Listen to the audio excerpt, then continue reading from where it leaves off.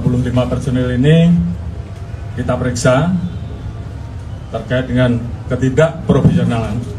Kapolri copot Irjen Verdi Sambo dari Kadif Propam. Siapa saja terlibat kematian Brigadir J ditindak tegas. Penyidikan kasus tewasnya Brigadir Yosua Huta Barat alias Brigadir J memasuki babak baru. 25 personel Polri diperiksa terkait ketidakprofesionalan penanganan TKP. Terdiri dari 3 polisi pangkat bintang 1 atau Brigjen, 5 personel Kombes, 3 AKBP, 2 Kompol, 7 perwira pertama, serta 5 personel Bintara dan Tamtama. 3 personel Pati bintang 3, Kombes 5 personil, AKBP 3 personil, Kompol 2 personil, Pama 7 personil, Bintara dan Tamtama 5 personil.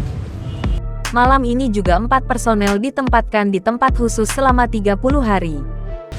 Sudah menjalani proses pemeriksaan oleh tim Irsus dan sebagian akan ditempatkan di tempat khusus, dan nantinya apabila ada proses ditemukan pelanggaran pidana daripada perbuatan-perbuatan yang dilakukan, baik itu menghalangi proses penyidikan, menghilangkan barang bukti, menyembunyikan barang bukti, sehingga menghambat proses penyidikan. Kapolri Jenderal Listio Sigit Prabowo mengatakan, tindakan tegas merupakan tindak lanjut dari keinginan Presiden Jokowi yang meminta proses penyidikan dibuka transparan. Saat ini tim khusus telah memeriksa 25 personel dan proses masih berjalan. 25 personel ini diperiksa terkait ketidakprofesionalan penanganan TKP dan beberapa hal yang dianggap membuat proses olah TKP dan terjadinya hambatan-hambatan dalam penanganan TKP dan penyidikan. 25 personel itu menjalankan proses pemeriksaan terkait dengan pelanggaran kode etik. Apabila ditemukan adanya proses pidana, personel itu akan diproses.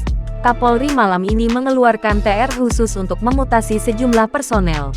Dalam TR itu, Irjen Verdi Sambo dimutasi jadi perwira tinggi pelayanan Markas Polri.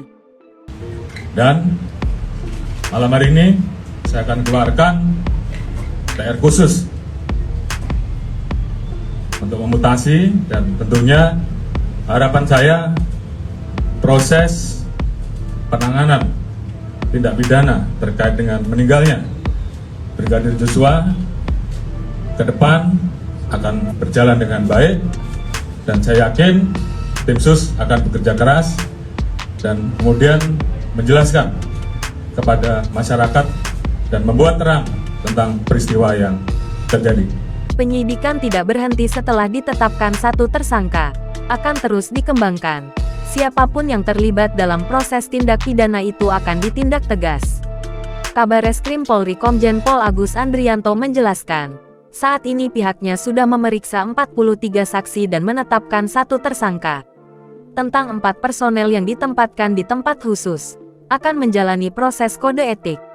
Apabila ada proses pidana, menghilangkan barang bukti, menghalangi penyidikan, menyembunyikan barang bukti, maka berdasarkan rekomendasi proses kode etik maka akan jadi pertimbangan apakah perlu peningkatan status menjadi bagian dari pelaku.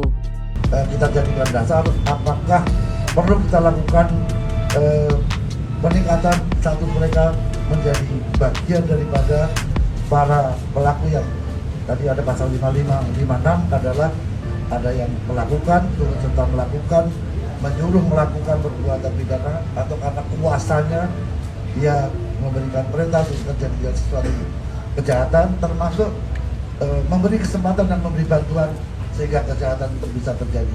Ini akan menjadi landasan kita di dalam melakukan proses. Jangan lupa subscribe, share, komen, dan like ya.